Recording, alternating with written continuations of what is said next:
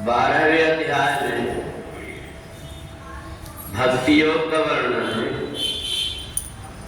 अथ चित्तम समाधातुं न सकरोषि मयि स्थिरम् अभ्यास योगेन ततो माम् इच्छाप्तुं धनंजय।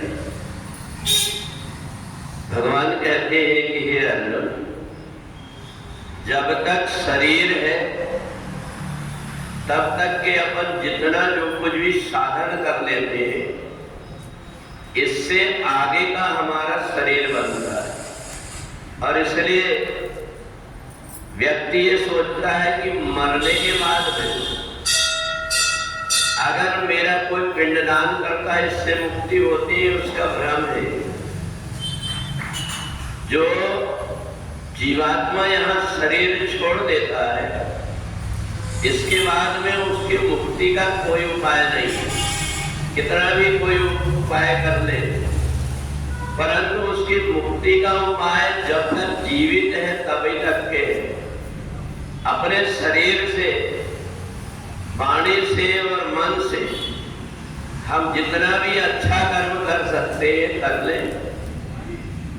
और हमारे पूर्व जन्म के कोई पुण्य होते हैं तो जहाँ कहीं परमात्मा की चर्चा होती है, अपने आप वहाँ व्यक्ति पहुँच जाता है और पहुँच करके उसको कुछ ना कुछ मिल जाता है उसके भविष्य के लिए।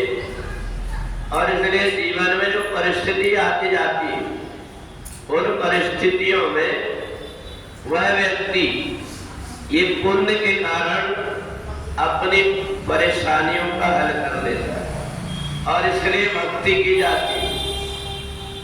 भक्ति करना, बहुत बड़ा तिलक लगा लिए, बहुत सारी माला पहन लिए, या दूसरों के साथ में बहुत सारी बातों का प्रपंच करके अपनी बड़ाई बता दिए, इतने से भक्ति नहीं होती।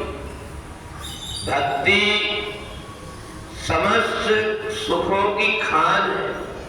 और इसलिए भक्ति जब व्यक्ति करता है तो उसको शरीर से, मन से और वाणी से इनकी पवित्रता का ध्यान रखना पड़ता है। परमात्मा के निकट पहुंचने की ये स्थितियां, शरीर है, मन है और वाणी।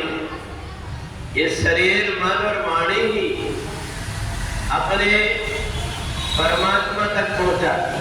और इसलिए इनको साधने के लिए व्यक्ति वाणी के द्वारा कोई ऐसी भाषा का प्रयोग नहीं करता जिससे उसको दोष लगे, दूसरों को कष्ट हो, ऐसी वाणी का प्रयोग नहीं करता। ये वाणी का तब कहलाता है। मन से कभी किसी का बुरा ना सोच करके मन हमेशा परमात्मा में लगा रहे, ऐसी जगह में अपन बैठे ताकि हमारा ये मन परमात्मा की याद करते रहे। और शरीर की जितनी भी इंद्रियां, इन इंद्रियों को परमात्मा की सेवा में लगाए।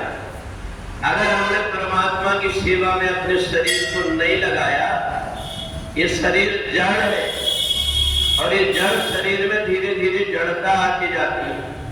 और इसलिए धीरे धीरे जब हम हर चीज का अभ्यास करते हैं, पेट से कोई व्यक्ति पूर्व जन्म के संस्कार के अनुसार जो कुछ सीख करके आया, उसके अलावा यहीं आकर के प्रयत्न करना पड़ता है। और मनुष्य का शरीर ऐसा है, जब मनुष्य शरीर में आता है तो अपने पहले जन्म की बहुत सारी चीजों को भूल जाता है, जबकि जानवरों में ये चीजें बहुत कम होती हैं। व्यक्ति को तैरना तभी आता है, गाड़ी चलाना तभी आता है जबकि वो उनको सीखे यहाँ आकर के।